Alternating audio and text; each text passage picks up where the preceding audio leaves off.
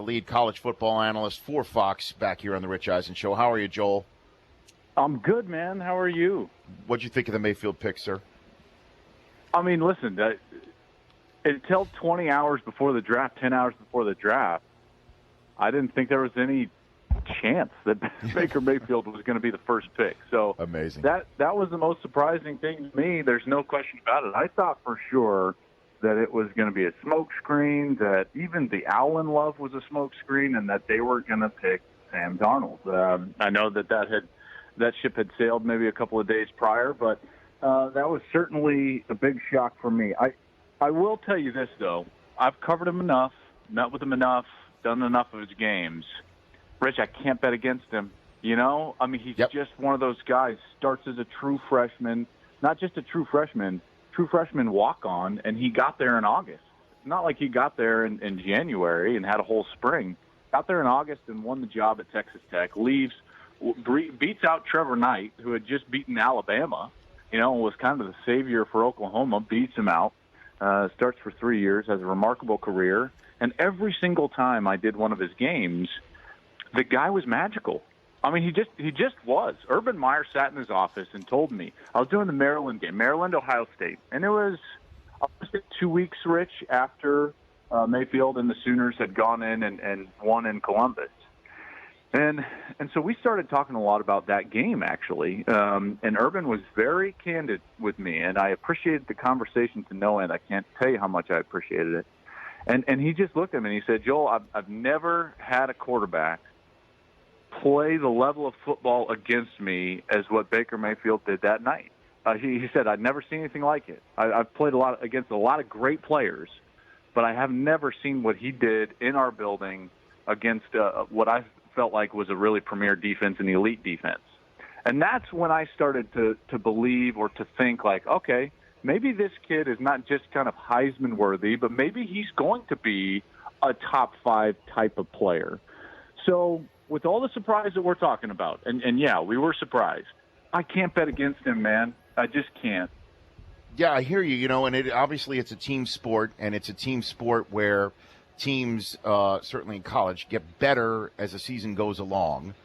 And Mayfield planted the flag in the horseshoe, and Darnold looked lost. Darnold looked lost against that same defense in a bowl game. So maybe the Browns got it right. I mean, I have to use that inflection when I ask that question, though. No, I agree. I agree. And listen, Oklahoma around Mayfield, and in particular their offensive scheme and more importantly their play calling, was far superior to what Sam was working with against that same defense, right? So not every evaluation is in a vacuum, right? It's not just this guy's performance against that defense and that guy's performance against that defense. And so the offensive line for USC was, I hate to say it, I mean, they were atrocious, Rich. I mean, Sam was kind of alone. He didn't have many targets. They were messing around with Clay calling some plays, with T. Martin calling some plays, and they weren't in a great rhythm offensively, speaking of USC. And quite frankly, Ohio State was motivated. They felt like they got, ripped out of the playoff. They were motivated. That defense had a great plan. What Greg Schiano did, do you mind if I nerd out for a second? What he did is he put all of his pass rushers on the field, okay, and very similar to what, like, the Giants used to do with their 4 great pass rushers, and they would call it the NASCAR package back in the day. Well, they would call it their speed package for Ohio State. But what he also did, and this was so smart, is that he would send a linebacker as well.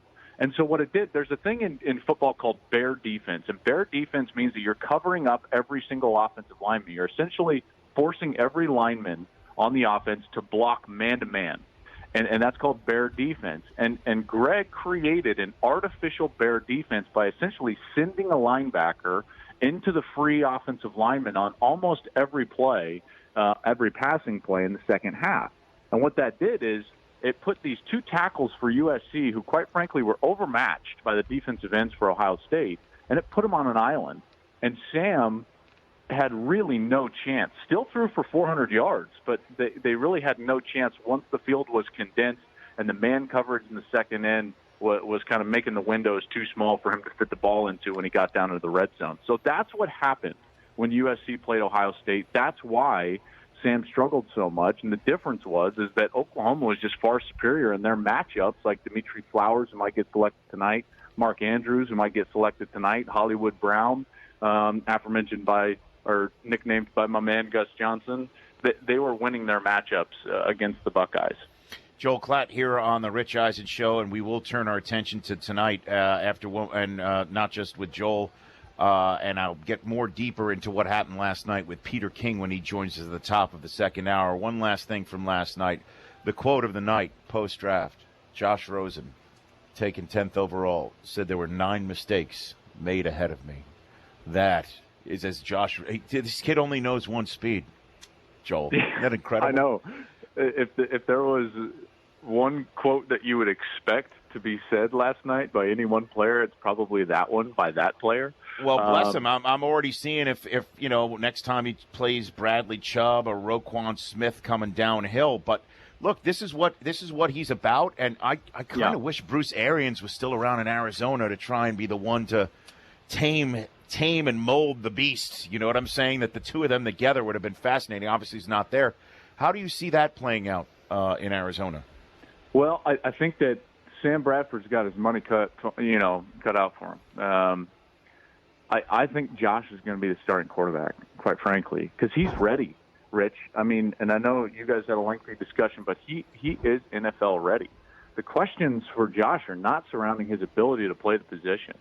And I'll go, listen, I was a minor league baseball player, and I love this movie to death, but doesn't it remind you so much of kind of like Crash Davis and Nuke LaLoosh, where, the scene where Crash Davis is like, hey, until you win 20 games in the show, having mold on your shower shoes is just sloppy. Once you win 20, then it's colorful, and everyone thinks it's funny. But until then, it's just sloppy. So for Josh, quite simply, produce. And everyone's going to be like, well, his personality is just like Aaron Rodgers. So that's fine because he's great. Because none of us question Brady, who's got a chip on his shoulder, or Aaron Rodgers, who's into a lot of other things outside of football and is a very cerebral person, can have a conversation about anything and generally has an opinion about a lot of things. But we don't care about that because those guys are brilliant on the field.